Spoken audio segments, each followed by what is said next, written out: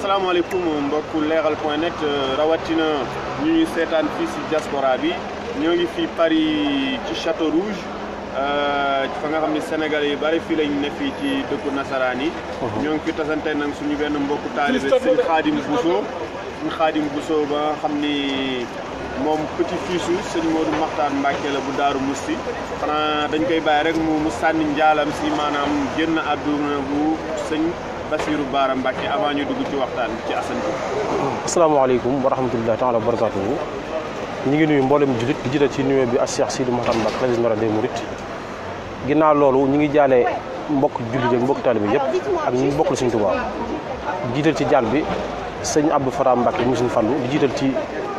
jaal bi ñëpp kilifa yi diine yëpp waaw wax dëgg yàlla moom sëñ Bassirou Bara moom ku baax la woon te maanaam wax dëgg yàlla amoon na njariñ yoon wi lool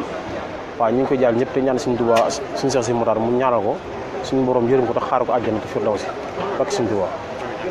waaw sama sëriñ beneen laaj bi mooy maanaam gis nañ ni démb ci guddi Assane Diouf ba nga xam ne dafa jëloon ay kàddu teg ko ci sëriñ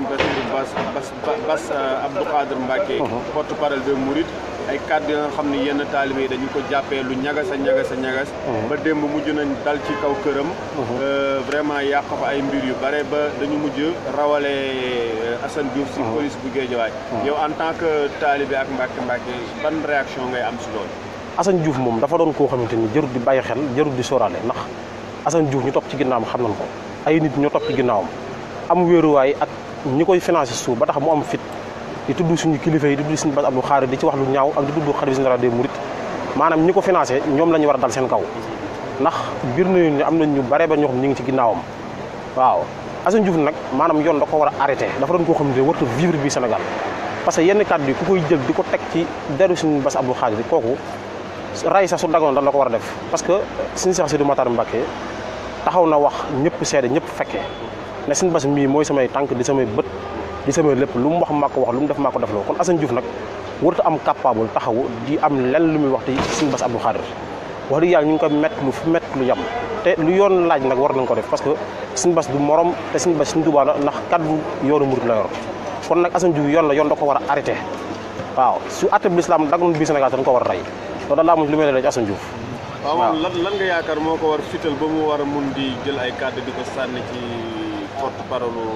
xalifa général des mourides. waaw loolu maanaam ñi topp ci ginnaawam la rek dafa am ñoo xam ne ñoo topp ci ginnaawam maanaam di ko influencer di ko waxloo di ko financer waaw ñi topp seen ginnaaw nag maanaam ñoom xam na leen bu baax ba ràññee na leen bu baax a baax fes nañ lool ci yoon yi fes nañ lool ci état bi te bientôt dinañ ko leer incha allah bu soobee yàlla. waaw lan ban appel ngay lancé sa mbokku murid yu ne foofu par rapport ak kaawu Assane Diouf bi lan nga leen di soññ ñu def lan par rapport ak problème bi ndax dañu war a gën a dal wala lan la ñu war a def daal pour régler problème bi incha allah. waaw mbokku jullit mbokku taal bi yëpp maa ngi leen annoncé tamit ñu dal te maanaam lépp lu war ci jëflante ko moom ndax loolu moo doon li war ndax kin laal kat maanaam du morom Assane Diouf suy wax na ko jëmale ñee ne waaye nag warut a laal suñu kaddu yoonu murid waaw ndax ñun amuñ lu Sëñ Tuubaa lañ am suñu Seex Si Muxtaar la am te ku ko laal nag laal nañu te maanaam